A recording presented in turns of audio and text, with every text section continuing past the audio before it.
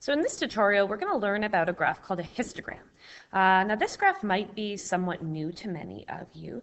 If we look at this particular graph down here, you're going to notice some things that look similar. So it looks very much like a bar graph because there's bars and then there's a frequency here and then there's intervals along the bottom, which is a little bit different from a bar graph.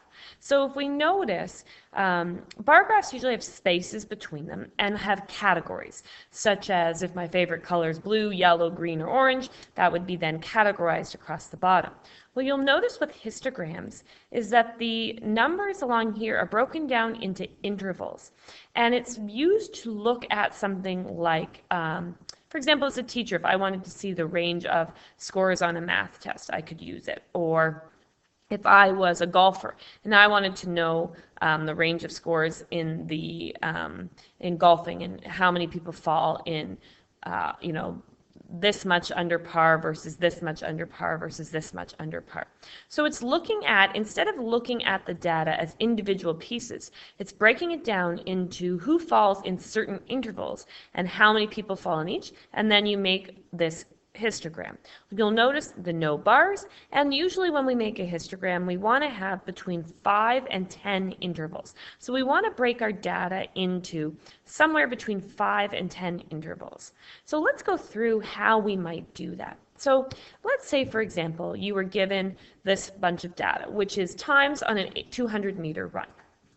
So again, we could graph all of these times, but that's a lot of numbers and it's not going to necessarily make sense to us. So instead, as a phys ed teacher, what you might do is think, how many people fall within each category? And so down here, you'll notice that they've broken it down into categories between 25 and 29.9, 30 and 34.9, and so on. That's going to be more useful for someone that is analyzing the data and looking at it. At first glance, they'll be able to tell, where are most people? Where do most people fall? How many people have a low speed? How many people have a high speed? And so on and so forth.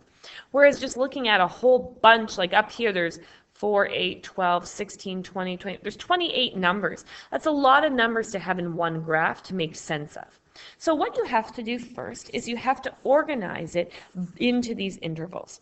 And what you're going to do is you're going to find, so who falls into what? And so, for example, we look at 40.4 and we say, okay, 40.4 will fall here, and then I recommend crossing it off. 36.4 will run here and cross it off. 42.6 is here. As you go, you cross it off because it's easy to miss one. And so it's much easier to keep track as you go and cross off as you go. And be really careful because it is easy to make mistakes here. So you want to make sure that you're reading carefully and you're not putting something in the wrong area. 5, you can just go across like that. When you are choosing your intervals, so you'll notice these intervals were already chosen for you. You want to choose numbers that are fairly easy numbers. So that's why we basically chose almost between 25 and 30. The reason, however, that we didn't say 25 to 30, 30 to 35, and so on, was if they both have 30, where are you going to put it? Would you put the 30 here or would you put it here? And so that's why you do 25 to 29.9, and then the next one is 30 to 34.9. So I'm going to just pause this and I'm going to finish and then I'm going to restart the recording and you're going to see it all filled in now that you know how the tallies work.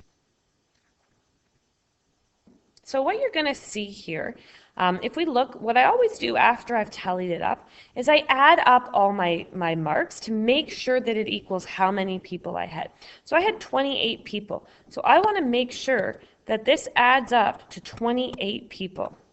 So if I look, 7, 18, 28, and so I know it equals 28 people. So now I'm ready to make my graph. So when I make the graph, here's where I have number of students, or you could call it frequency, and then here are the times. And so what I need to do is I have 5 categories, so I need to break it down into 1, 2, 3, 4, 5. Again, I would use graph paper, and then I'm going to label each section.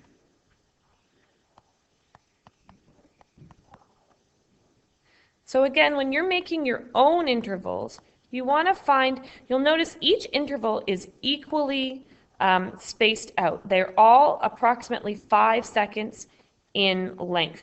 You wouldn't want the intervals to be like you wouldn't want this one to be 5 seconds and this one to be 15 seconds and this one to be 10. You want them all to be the same. What you generally do when finding an interval is you find the smallest number and you find the biggest number, and then you ask yourself how many intervals you want. So for example, if the smallest number was 5 and the biggest number was 50, the range is 45. And so it would make sense for you to break that down into, say, 9 intervals of 5 each. And so you kind of go through a little bit of a thought process. If you had, say, 40 numbers to get through, you might break it down into 8 intervals of 5 or 5 intervals of 8. You want to keep the numbers as friendly and easy as possible. And then up here, what you're going to do is you're just going to put your tally. So we go up to 11. So there's 1, 2, 3, 4, 5, 6, 7, 8, 9, 10, 11. I'll go up to 12. And then, again, you would use graph paper. You would have these all equally spaced out. You'd make sure that, for example, if this is 1 square, this is 1 square, this is 1 square. You don't just go 2 squares and then 1 and then 2 and so on. You have to keep it the same. And then all you're going to do is you're going to make your bars. So the only difference is you don't put spaces. So that's going to be our bar for that one. Then 6 will just go straight up. Again, you would use a ruler.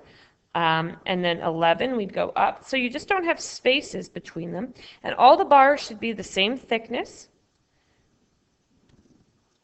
And you can color them in, but essentially that's what your histogram would look like. And so as a phys ed teacher, for example, you could look at this and very clearly you could see most people in the class fall in the 35 to 39.9 range. You only have one person that's really, really fast, and you only have a couple people that are a little bit slower. So for the most part, your class is where you might want it to fall. And again, that's why we make a histogram, to see what the trends are, to see where most people, the majority of people would fall.